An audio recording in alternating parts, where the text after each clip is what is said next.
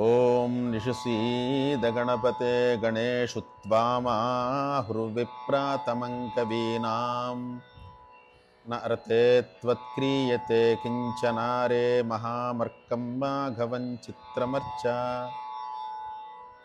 శ్రీ మహాగణాధిపతయే నమః. గణేశ స్తోత్రములలో చాలా సుప్రసిద్ధమైనటువంటి స్తోత్రం గణేశ పంచరత్న స్తోత్రం. పంచరత్నములు అంటే 5 రత్నములు. ఒక్కొక్క శ్లోకం ఒక్కొక్క రత్నంగా 5 శ్లోకాలు 5 రత్నములుగా మహాగణపతి యొక్క కంఠసీమని అలంకరించాయి. ఎవరైతే భక్తి శ్రద్ధలతో ఈ స్తోత్రాన్ని పఠిస్తారో వాళ్ళు ఎటువంటి రోగాల్ని పొందకుండా సంపదల్ని పొందుతారు అని మనకి ఈ స్తోత్రంలోనే చిట్టచివరి శ్లోకం ఒక ఫలశ్రుతిగా చెబుతుంది. మహాగణేశ పంచరత్న మాదరేణ యోన్వహం ప్రజల్పతి ప్రభాతకే హృది స్మరన్ గణేశ్వరం అరోగతాం అదోషతాం సుసాహితీం సుపుత్రతాం సమాహితాయురష్టభూతిరభ్యుపైతి సోచిరాత్. అన్ని సిద్ధుల్ని పొందుతారు అని, అన్ని రకాల ప్రయోజనాల్ని పొందుతారు, సకల విఘ్నాల్ని తొలగించుకుంటారు, ఆయురారోగ్యాల్ని పొందుతారు అని మనకి ఈ శ్లోకం చెబుతోంది.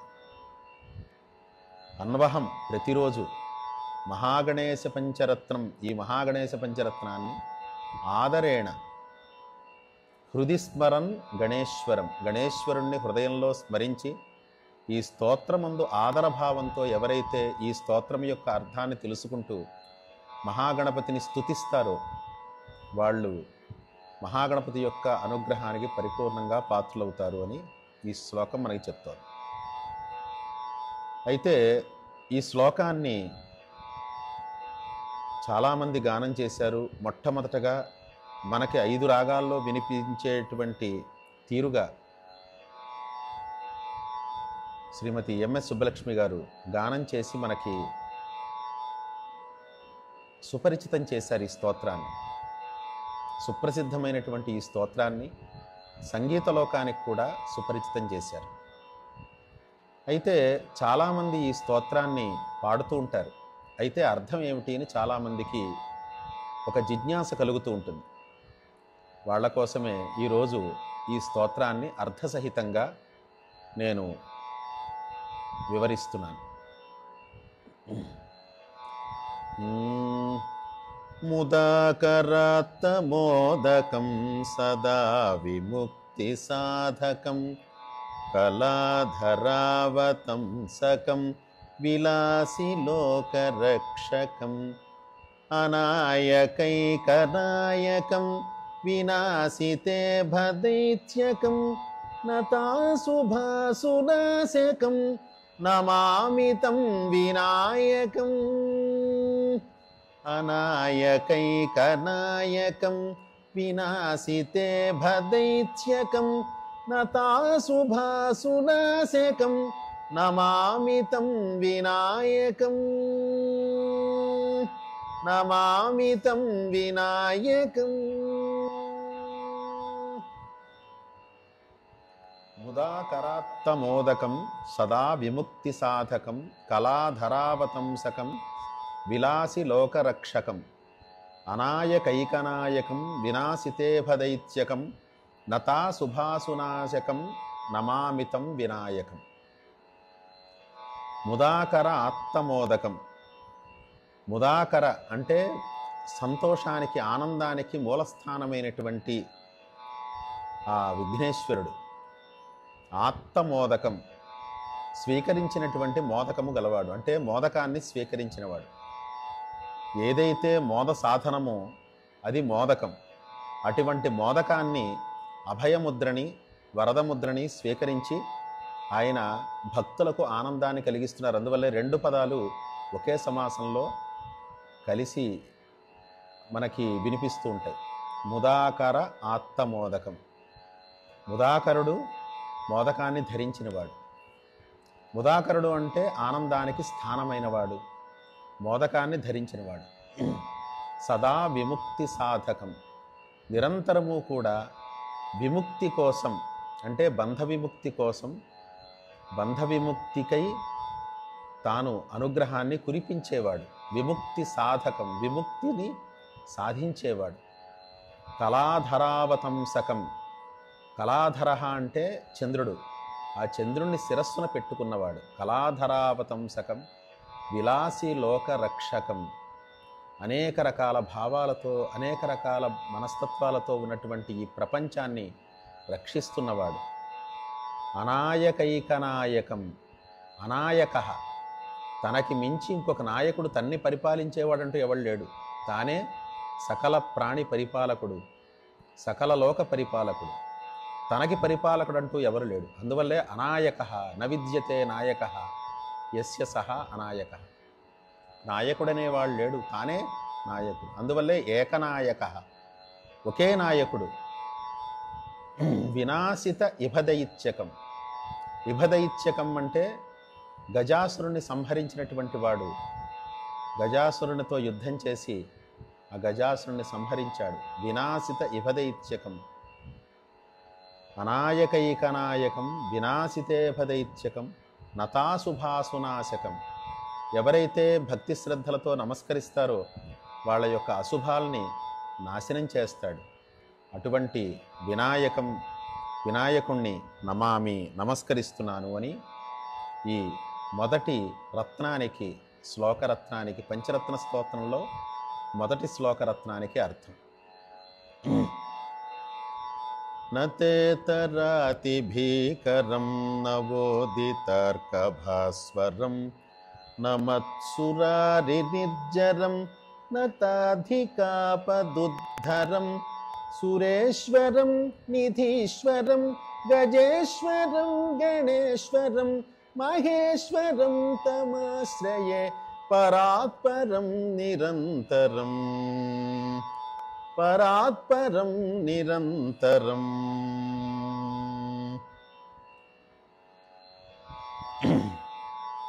ఇక రెండో శ్లోకం. నతేతరాతి భీకరం నవోదితార్క భాస్వరం నమత్సురారి నిర్జరం నతాధికాపదుద్ధరం సురేశ్వరం నిధీశ్వరం గజేశ్వరం గణేశ్వరం మహేశ్వరం తమాశ్రయే పరాత్పరం నిరంతరం. మనం ఎవరినైతే ఆశ్రయిస్తే ఇంకా మనం ఎవరిని ఆశ్రయించవలసినటువంటి పని లేదో అటువంటి గొప్ప ఆశ్రయానికి స్థానమైన వాడు మహాగణపతి. ఆ మహాగణపతిని మనం ఆశ్రయిస్తే చాలు, ఎవరిని ఆశ్రయించక్కర్లేదు. అందువల్లే ఇక్కడ సురేశ్వరం నిధీశ్వరం, దేవతలందరికీ అధిపతి, సకల నిధులకు అధిపతి. గజేశ్వరం, గజముఖుడు. మహేశ్వరం, మహేశ్వరుడు. సురేశ్వరం, నిధీశ్వరం, గజేశ్వరం, మహేశ్వరం తమాశ్రయే. అటువంటి మహాగణపతిని నేను ఆశ్రయిస్తున్నాను. ఎవరి మహాగణపతి అంటే నతేతరాతి భీకరం. నతేతరులు అంటే నమస్కారం చెయ్యనటువంటి మూర్ఖులు. నేను గణపతిని ఎందుకు పూజించాలి, ఆయన్ని పూజించకపోతే ఇప్పుడు నాకు నష్టం ఏమిటి, అసలు ఆయన విఘ్నేశ్వరుడు ఎలా అవుతాడు అని ఇలాగా మూర్ఖవాదాలు చేసి నాస్తికులు కొంతమంది భగవంతుడు లేడు అంటూ గణపతిని గురించి మనం మాట్లాడినా కూడా ఆ గణపతిని గురించి కూడా తృణీకరించి మాట్లాడుతూ ఉంటారు. అలా ఎవరైతే మాట్లాడతారో వాళ్ళకి భీకరం, భయాన్ని కలిగించేవాట. నతేతరాతి భీకరం, భయాన్ని కలిగించేవాడే, వాళ్ళల్లో పరివర్తన తీసుకొచ్చేవాడు అని అర్థం. ఎవరికైతే భయం కలుగుతుందో ప్రతి వ్యక్తి కూడా అహంకారంతో చెలరేగుతూ ఉంటాడు. వాస్తవానికి తన యొక్క అహంకారం నిండైన అహంకారం కాదు, అది ఆత్మస్వరూపానికి చెందినది కాదు, కేవలం శరీరం మించి పుట్టిన అహంకారం.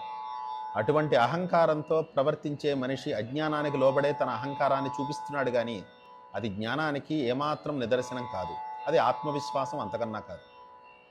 ఆ విధంగా ఎవరైతే నాస్తిక భావాలతోటి గణేశ్వరుణ్ణి తృణీకరించి మాట్లాడతారో వాళ్ళకి భయాన్ని కలిగించి జీవితం పట్ల లేదు ఈశ్వరుడు ఉన్నాడు, పరమేశ్వరుడు ఉన్నాడు అని ఆస్తిక బుద్ధిని కలిగింపజేస్తాట. అందువల్ల నతేతరాతి భీకరం నవోదితార్క భాస్వరం. అప్పటికప్పుడు ఉదయించినటువంటి సూర్యుని యొక్క కాంతి ఎలా ఉంటుందో అటువంటి కాంతితో ప్రకాశిస్తూ ఉంటాట. నమత్సురారి నిర్జరం, నమత్సురారి నిర్జరం, నమస్కారం చేస్తున్నటువంటి నిరంతరము నమస్కరిస్తున్నటువంటి సురారులైన నిర్జరుడు దేవతా సమూహం కలిగినవాడు. ఇక్కడ సురారి అనే మాట ఎందుకన్నారు అనంటే ఈ దేవతలు ఆ గణపతిని నమస్కరించి పూజించడం ద్వారా అసురుల్ని చాలా అవలీలగా జయించారు. అందువల్లే నమత్సురారి నిర్జరం. అలా జయించారు కాబట్టి ఈ పదాన్ని ముందర పెట్టి నిర్జరం అని తర్వాత పెట్టారు. నిర్జర అంటే దేవత, దేవతలందరూ కూడా సురారి నిర్జరం, సురులను జయించిన వారై వాళ్ళందరూ కూడా నమస్కరించారు అనే భావాన్ని స్ఫురింపచేసే విధంగా నమత్సురారి నిర్జరం. నతాధికాపదుద్ధరం, నత ఎవరైతే భక్తి శ్రద్ధలతో పూజిస్తారో వాళ్ళ యొక్క ఆపదల్ని అధిక ఆపదుద్ధరం, ఎటువంటి ఆపదలనైనా సరే వాటిని నిర్మూలించి వాళ్ళని ఆపదల నుంచి ఉద్ధరించేవాడు. నతాధికాపదుద్ధరం. సురేశ్వరం, సురేశ్వరుడు దేవతలకు ప్రభువు. నిధీశ్వరం, గజేశ్వరం, గణేశ్వరం. గణేశ్వర అంటే సమస్త గణములకు నాయకుడు. భగవద్గీతలో మనకి చెప్తారు, ప్రహ్లాదశ్చాస్మి దైత్యానాం కాలకలయతామహం అని. ఇలా మొత్తం ఎవరెవరికి ఆయన అధిపతో మృగాణాంచ మృగేంద్రోహం, సమస్త గణములకు ఆయనే నాయకుడని భగవద్గీతలో మనకి వినిపిస్తూ ఉంటుంది శ్లోకం. ఆ విధంగా పరమాత్మయే సాక్షాత్తు, ఆ పరమాత్మయే గణపతి. అందువల్ల గణేశ్వరం సమస్త గణములకు ఆయనే నాయకుడు. మహేశ్వరం గొప్ప ఈశ్వరుడు, సమస్త ప్రపంచానికి ప్రభువు అని అర్థం. అటువంటి ఆ గణేశ్వరుణ్ణి ఆశ్రయిస్తున్నాను. ఇంకా ఎవరు అంటే పరాత్పరం నిరంతరం. ఏదైతే గొప్పది అంటావో దానికంటే గొప్పది ఏదైతే ఉంటుందో దానికంటే గొప్పది మనం ఏదైతే చెప్తామో ఇంకా దానికంటే గొప్పది లేదు అనే విషయం దగ్గర మనం మనస్సు కనుక ఆగిపోతే ఆ గొప్ప వస్తువు కేవలం ఆ మహాగణపతియే అని మనం చెప్పవచ్చు. అటువంటి మహాగణపతిని నేను ఆశ్రయిస్తున్నాను అని ఈ శ్లోకానికి అర్థం. తర్వాత శ్లోకం. సమస్తలోక శంకరం నిరస్త దైత్య కుంజరం దరేతరోదరం వరం వరేభవక్త్రవక్షరం కృపాకరం క్షమాకరం ముదాకరం యశస్కరం మనస్కరం నమస్కృతాం నమస్కరోమి భాస్వరం నమస్కరోమి భాస్కరం.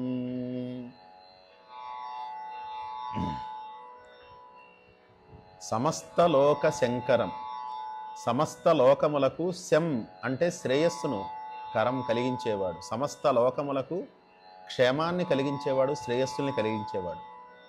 నిరస్త దైత్య కుంజరం, నిరస్త అంటే తొలగించబడిన, దైత్య కుంజరం కుంజరాసురుడు కలిగినవాడు, కుంజరాసురుణ్ణి సంహరించినవాడు, కుంజరాసురుణ్ణి సంహరించినవాడు. నిరస్త దైత్య కుంజరం దరేతరోదరం వరం. దరం అంటే చిక్కిన అనర్థం, కానీ దరేతరం అంటే చాలా ఉన్నతమైన అనర్థం. ఇక్కడ చిక్కిపోయినటువంటి కుక్షి కాదు, ఆయన కడుపు చిక్కిపోయి లేదు, చాలా ఉన్నతంగా ఉంది. అందువల్ల లంబోదరహ అని పేరు ఆయనకి. దరేతరోదరం వరం శ్రేష్టమైనటువంటి దేవత. వరేభవక్త్రం అక్షరం, వరా శ్రేష్టమైన ఇభవక్త్రం గజముఖం వంటి ముఖము కలిగిన వాడు. వరేభవక్త్రం అక్షరం ప్రణవస్వరూపుడు. దీక్షితుల వారు అందుకే అంటారు, ప్రణవస్వరూపం వక్రతుండం, ప్రణవస్వరూపం వక్రతుండం. ప్రణవస్వరూపుడు వక్రతుండు. అందువల్ల ఇక్కడ అక్షరం అంటే ఓం అనేదే అక్షరం. అటువంటి ప్రణవమే పరమాత్మ యొక్క స్వరూపం. తస్య వాచక ప్రణవ అని పతంజలి మహర్షి కూడా యోగ సూత్రంలో తెలియజేశారు. కాబట్టి ఆ ప్రణవమే ఆ పరమాత్మ యొక్క స్వరూపం కనుక మహాగణపతి ప్రణవ స్వరూపుడు అని ఇక్కడ చెప్తున్నారు. వరేభవక్త్రం అక్షరం కృపాకరం క్షమాకరం ముదాకరం.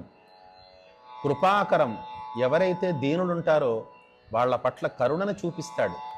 క్షమాకరం ఎవరైతే భక్తులు కొన్ని పొరపాట్లు చేస్తారో, దైవాపచారాలు చేస్తారో తెలియక వాళ్ళు కనుక క్షమను యాచిస్తే, నన్ను క్షమించు స్వామి, అపరాధ సహస్రాణి క్రియంతే అహర్నిశం మయా పుత్రోయమితి మామ్మత్వా క్షమస్వత్వం గణేశ్వర అంటారు. ఓ గణేశ్వర, అపరాధ సహస్రాణి క్రియంతే అహర్నిశం మయా, నేను రోజు మొత్తం మీద ప్రతిరోజు కూడా ఎన్నో అపరాధాలు చేస్తూ ఉంటాను. పుత్రోయమితి మామ్మత్వ, వీడు నా కుమారుడు అనే భావనతో నా యందు పుత్రత్వ భావాన్ని నువ్వు కలిగి నన్ను క్షమిస్తూ ఉండు అని భక్తితో ప్రార్థన చేసేటువంటి క్షమాయాచన. అలా ఎవరైతే క్షమాయాచన చేస్తారో వాళ్ళ పట్ల క్షమాకరం ముదాకరం, ఆనందమునకు స్థానమైన వాడు. అంటే దీనులైన వారిని ఉద్ధరిస్తాడు, తెలియక చేసినటువంటి అపరాధాలని క్షమించి భక్తుల్ని ఉద్ధరిస్తాడు, వాళ్ళకెప్పుడూ ఆనందాన్ని కలిగిస్తాడు. ముదాకరం యశస్కరం, గొప్ప కీర్తిని కలిగిస్తాడు. మనస్కరం నమస్కృతాం, ఎవరైతే నమస్కారం త్రికరణ శుద్ధిగా మనసా వాచా కర్మణ నీవే మాకు దిక్కు, నీవే మాకు శరణం అని నమస్కరిస్తారో వాళ్ళ పట్ల మనస్కరం, మనస్సుని పెట్టి వాళ్ళని గురించి ఎక్కువ ఆలోచిస్తూ ఉంటాట.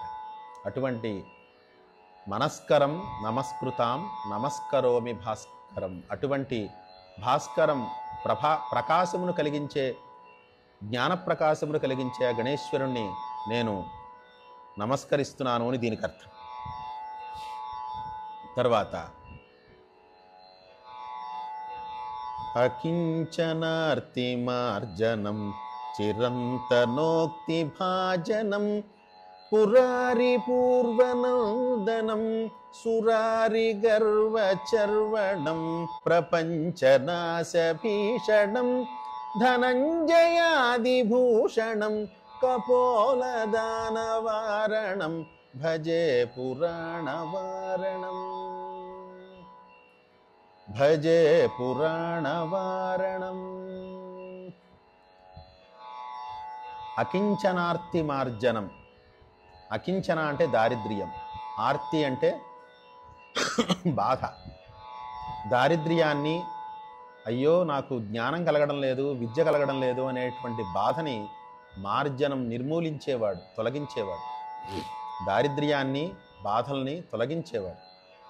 చిరంతనోక్తి భాజనం. చిరంతనోక్తులు అంటే అనాది నిధనా వేదాహ అంటారు. వేదములకు ఆద్యంతములు లేవు, అవి నశించేవి కావు, అవి పుట్టినవి కావు. అటువంటి ఉపనిషత్తుల చేత, వేదముల చేత స్తుతించబడేవాడు. అటువంటి వేదమంత్రాలు ఏవైతే ఉన్నాయో వాటికి, ఆ స్తుతికి పాత్రుడైనటువంటి వాడు. చిరంతనోక్తి భాజనం. చిరంతనోక్తి అంటే వేదమంత్రములు, వాటికి పాత్రుడైనటువంటి వాడు. పురారి పూర్వనందనం. పురారి అంటే ఈశ్వరుడు, ఆయనకి ఇద్దరు కుమారుడు, గణపతి కుమారస్వామి. అందులో పూర్వనందన, ముందుగా పుట్టినటువంటి వాడు మహాగణపతి. పురారి పూర్వనందనం సురారి గర్వచర్వణం. సురారి అంటే రాక్షసులు, వాళ్ళ యొక్క గర్వాన్ని నవిలేసినవాడు. ప్రపంచనాశ భీషణం. ప్రపంచాన్ని సంహార స్థితిలో ఈ ప్రపంచాన్ని లయం చేస్తున్న సమయంలో అతి భీకరంగా కనిపిస్తున్నటువంటి వాడు, చాలా భయంకరమైనటువంటి ఆకృతి గలవాడు. ప్రపంచనాశ భీషణం ధనంజయాది భూషణం. అదేవిధంగా అగ్నిహోత్రునితో సమానమైనటువంటి, అగ్నిహోత్రుడితో సమానమైనటువంటి ఆభరణములు, ఉజ్వలమైనటువంటి ఆభరణములు కలిగినటువంటి వాడు. ధనంజయాది భూషణం. కపోల దానవారణం. కపోల దానవారణం. కపోలము నుంచి, తన యొక్క గండస్థలం నుంచి నిరంతరము కూడా ఆ మదధారలు ఎప్పుడు కూడా స్రవిస్తూ ఉంటాయిట. అలా స్రవిస్తోంది అని అంటే గజము ఆ శ్రేష్టమైన గజము అని అర్థం. ఏ గజమునకైతే మదపు చారలు ఉండి అక్కడ మదస్రావం జరుగుతూ ఉంటుందో ఆ గజము చాలా శ్రేష్టమైన గజము. ఆ విధంగా గండస్థలం నుంచి నిరంతరము కూడా ఆ బుగ్గల నుండి ఆ గజమునకు ఎలాగైతే ఒక మదస్రావం జరుగుతుందో ఆ విధంగా మదస్రావం జరుగుతూ ఉంటుందిట. అది శ్రేష్టతకి నిదర్శనం. భజే పురాణవారణం. అటువంటి పురాణవారణం, పురాణ అతి ప్రసిద్ధమైనటువంటి అతి ప్రాచీనమైనటువంటి దైవాన్ని నేను మహాగణపతిగా ఆశ్రయిస్తున్నాను అని అంటారు. నితాంతకాంత దంతకాంతిమంతకాంతకాత్మజం అచింత్య రూపమంతహీనమంతరాయ కృంతనం. నితాంతకాంత దంతకాంతిమంతకాంతకాత్మజం అచింత్య రూపమంతహీనమంతరాయ కృంతనం. హృదంతరే నిరంతరం వసంతమేవ యోగినాం తమేకదంతమేవ తం విచింతయామి సంతతం. హృదంతరే నిరంతరం వసంతమేవ యోగినాం తమేకదంతమేవ తం విచింతయామి సంతతం.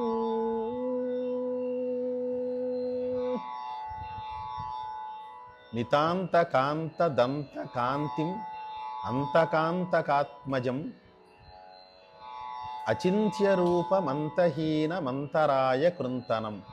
హృదంతరే నిరంతరం వసంతమేవ యోగినాం తమేకదంతమేవ తం విచింతయామి సంతతం.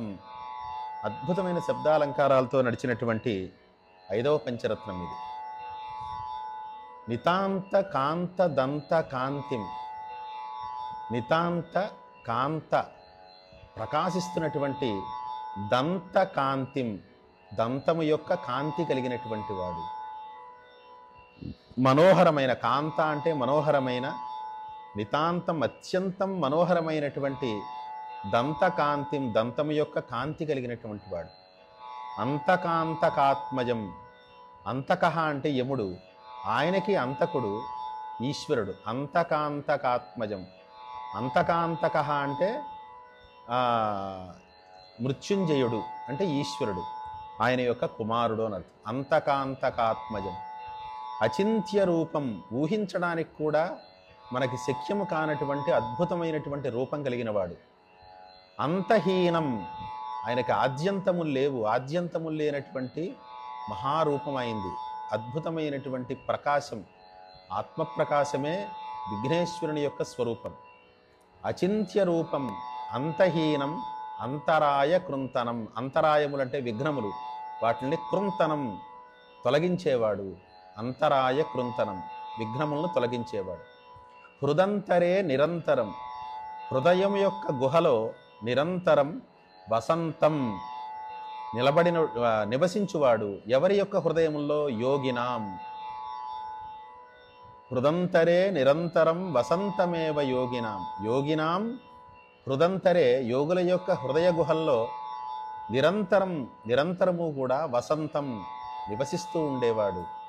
తమేకదంతం ఏవ, అటువంటి ఏకదంతుడైనటువంటి ఆ మహాగణపతినే పరమాత్మగా నేను ఆశ్రయిస్తున్నాను. తమేకదంతమేవ తం విచింతయామి, అటువంటి పరమాత్మ స్వరూపుడైనటువంటి ఆ మహాగణపతిని గురించే నేను నిరంతరము ధ్యానం చేస్తూ ఉంటాను అని ఈ శ్లోకానికి అర్థం. ఇలా 5 శ్లోకాలు కూడా 5 రాగాల్లో చక్కగా గానం చేసి మనకి ఎంఎస్ సుబ్బలక్ష్మి గారు చక్కగా మన సంగీత లోకానికి ఇచ్చారు. చక్కటి భావం, ఎవరైతే ఈ అర్థాన్ని భావన చేస్తూ చక్కగా గణపతిని రోజు ప్రార్థన చేస్తూ ఉంటారో వాళ్ళు సకల విఘ్నాలని తొలగించుకుని సకల సంపదల్ని పొందుతారు, ఆయురారోగ్యాల్ని పొందుతారు. అందరూ ఆ విధంగా మహాగణపతి యొక్క అనుగ్రహానికి పాత్రులు కావాలని మనసారా ఆకాంక్షిస్తూ శ్రీ మహాగణాధిపతయే నమః.